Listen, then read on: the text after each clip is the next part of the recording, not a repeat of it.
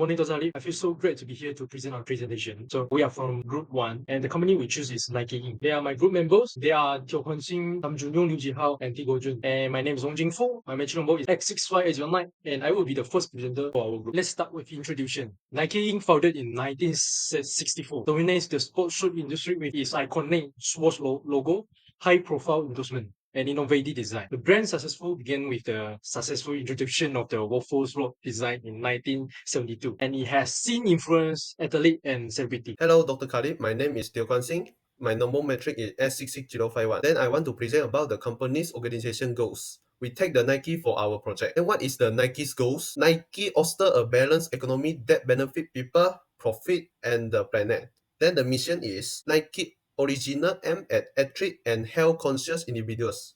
In conclusion, Nike values partnership and collaboration within the apparel industry. The next one is determine the supply objective that align with these goals. The first point is customer demand and sustainability. Nike provide eco-friendly, high-quality product that meet customer needs while educating them about sustainability. Then the second point is innovation. Nike use advanced technologies like Flyknit to create innovative product with minimal waste. Okay, then the last point is the resource management.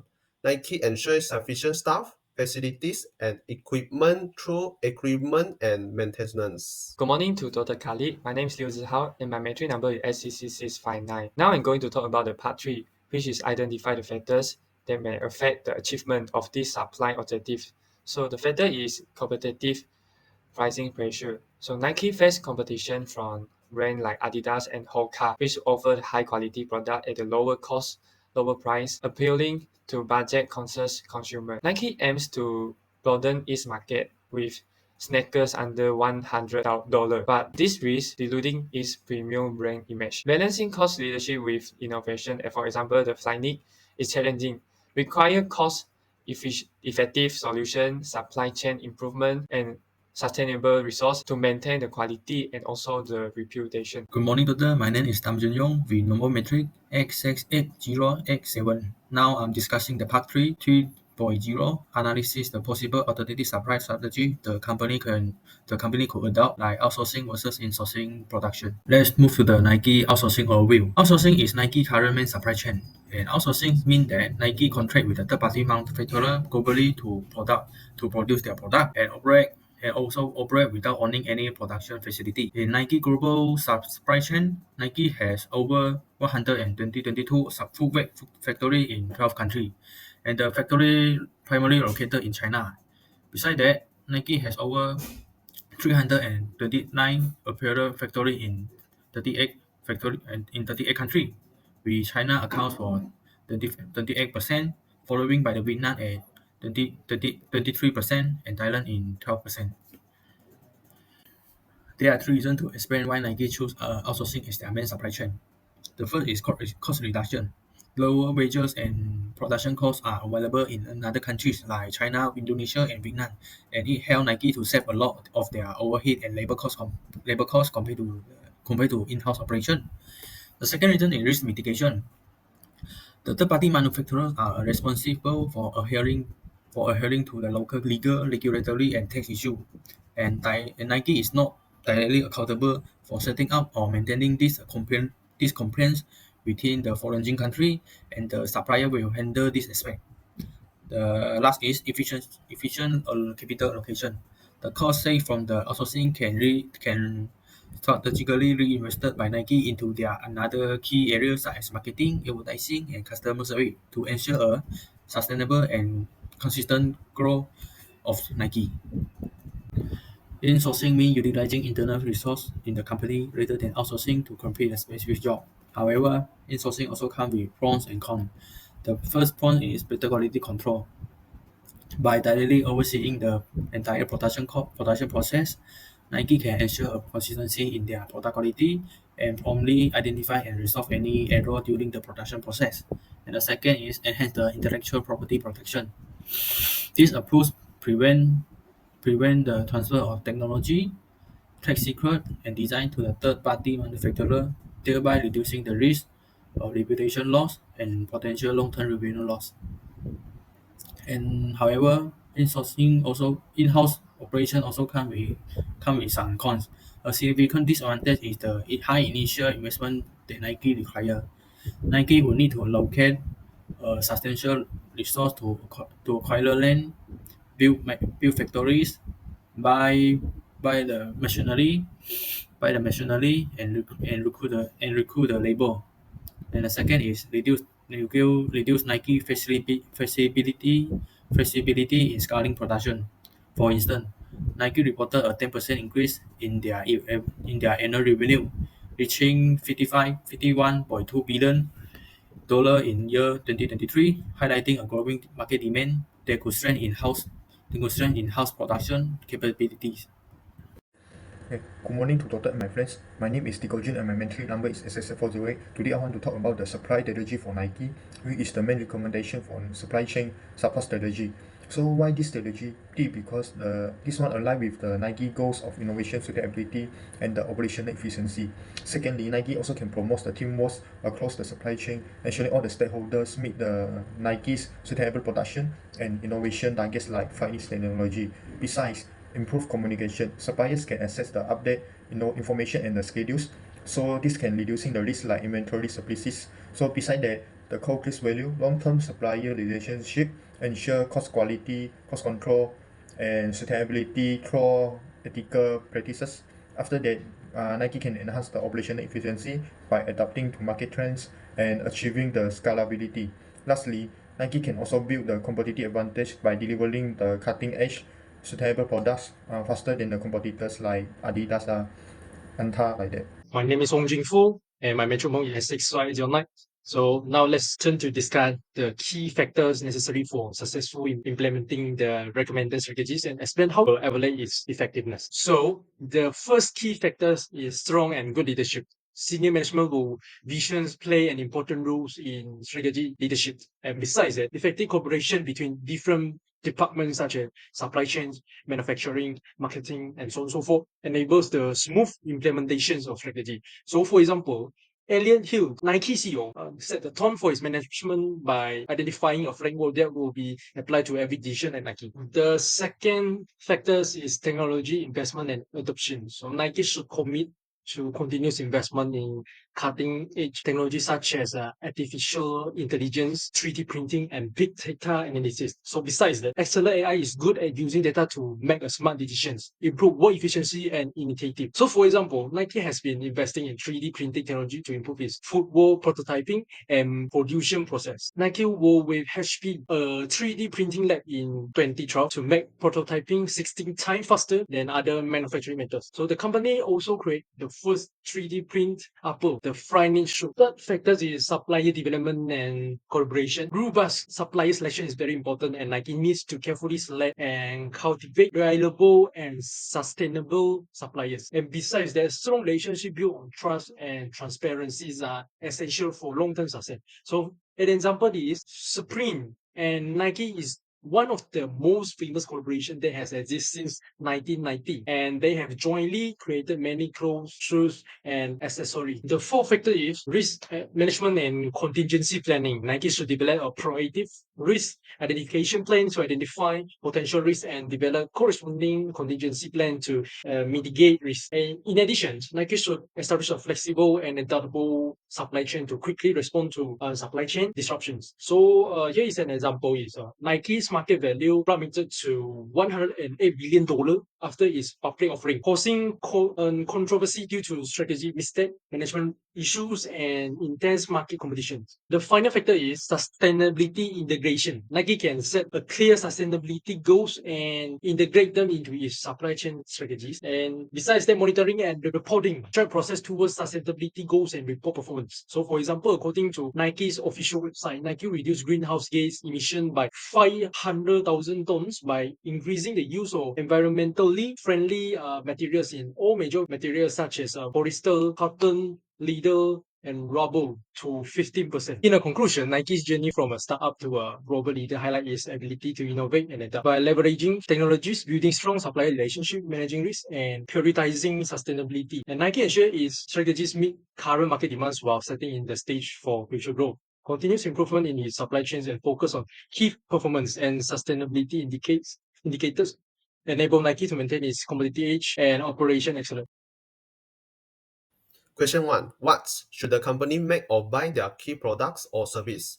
Nike focus on innovation while outsourcing production to save costs and scale efficiency. The company partnered with over 300 suppliers in 35 countries, including China, Vietnam, Indonesia, and contract manufacturers in regions like Brazil and India. While outsourcing its production, Nike invests heavily in research and development to ensure its product remain innovation and high quality. Next, we're going to talk about the question 2, which is about the quality. So how should the company balance the quality and cost? So Nike normally will use two methods, which is set quality metric and monitor metric. The first one, Nike will set the quality metric. There are three types of product, which is high-end, mid-range, and the low-cost product. So for high-end product, it is usually for the luxury market customer, and the mid-range product is for the consumer who are seeking a balance between the price and the volume. How about the low-cost product? Actually, product is for the budget conscious buyer. So this is the first Nike will do, and the second one is Nike will monitor the metric. So Nike use key performance indicators, which is KPI, and the dashboards to measure the performance against strategy objective. So dashboard provide the real-time performance update and the future result estimate. It is enabling decision maker to track the progress efficiency. So how about the KPIs? Actually, monitoring KPIs is allow Nike to optimize operation, make informed decisions, and also achieve their long-term goal. The third question is about how much should the company buy in large or small quantities. The Nike should purchase main raw materials such as rubber, textile, leather, and foam in largest quantity. This approach helps Nike to achieve economies of scale and support the steady increase in Nike market demand, as reflected in Nike 2023 annual report of $51.2 billion, a 9.65% increase from year 2022. Besides that, buying in bulk ensure a smooth production and a consistent supply to meet the global demand. Additionally, it also enhanced the company bargaining power with the supplier, allowing for the better pricing to benefit to achieve a win-win situation. Okay, now I want to talk about who should the company centralize or decentralize supply management. Centralized vs the decentralized supply management. Centralization can increase the coordination, consistency, as well as the cost efficiency. After that, the centralization also can standardize sourcing data for sustainability and quality. After that, centralization also can leverage the technology like AI or for optimized sourcing decisions. After that, I want to talk about the decentralization. This one can allow the regional officers to respond quickly to the local market demands and adapt to the dynamic environments. So the recommendation for the hybrid model, like the global team handle supplier selection and sustainability goals, and regional teams manage day-to-day operation for flexibility and responsiveness. Thank you. The fifth question is about when. To optimize Nike purchasing strategy, Nike should first determine the global demand. This involves analyzing the demand trends by demography and location to make an informed purchasing decision. Nike can adopt a mixed purchasing strategy consisting of two approaches.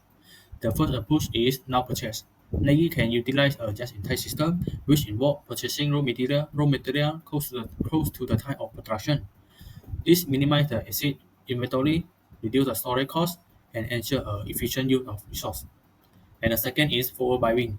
Forward buying allows the company to secure raw material at a lower price by purchasing in bulk.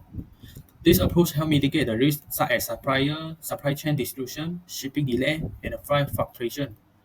By adopting this strategy, Nike can achieve a smooth production process, maintaining the optimal inventory level, reduce costs, and ensure a consistent availability of material. Question 6. What price and what pricing strategy should the company use? Actually, Nike will use two strategies, which is the premium pricing strategy and volume-based pricing strategy. So first one, Nike will use the premium pricing strategy to set its product apart from competitors by infusing high quality and brand image. So in this situation, Nike can enhance the perceived volume of its product, particularly limited edition like Air Jordans. So for example, Air Jordan are priced at $190 due to a strong brand loyalty and innovative technology. So the second one, Nike will use the volume-based pricing strategy for setting price based on the customer perception of the product volume, rather than relying on low price to drive the sales. Nike also will use this strategy to determine the maximum price there are customers that are willing to pay for items like sport equipment or footwear. For example, a customer may feel a $100 pair of Nike sneaker is more worth, validating the brand image or brand premium pricing. Okay, now I want to talk about where should the company source locally or internationally. So if you choose the international sourcing, this can reduces production costs and leverage the expertise. After that, the local sourcing can have a shorter lead times, reduce the carbon footprint, and better environmental compliance. So balanced approach is use the international sourcing for cost efficiency, employ local sourcing in critical markets to strengthen resilience and enhance sustainability. So form a strategic partnership with the local suppliers for mutual growth and regional market success. Thank you. Question 8 is what system and procedures should Nike adopt for supply management? For example, like on competitive bids, long-term and contracts. So the first answer is long-term contract. So Nike sign long-term contract with key suppliers. These agreements can ensure favorable prices and stable supply, which is critical to maintaining production schedules. And this contract can also promote stronger supplier relationship and encourage cooperations on sustainability, initiative, and innovations. So, for instance, Pouchen Corporations is perhaps Nike's biggest footwear makers supplying many footwear products. The second answer is supplier relationship management. Develop a supplier relationship management system to promote continuous communications and cooperation with supplier. By implementing a SRM system, Nike can strengthen supplier performance monitoring, manage risk more effectively, and drive continuous improvement. So, as an example, Nike's began using a digital management system, SAP Ariba, in 2019. The goal of this system is to improve cooperations with suppliers, automate procurement processes, and improve operation efficiency. And SAP Ariba reduce all manual operations such as paper purchase orders and introduce streamlined digital solution. The last question is why? Are the company's supply objective aligned with its organizational goals? Nike's supply objective align with its goals by focusing on a motivated and valued workforce. For example, the company partners with supply to ensure fair wage and benefit that meet employees' basic needs and provide some extra income. Then the second reason is Nike principle outlined in its code of conduct align with the Fair Labor Association's fair pay guideline.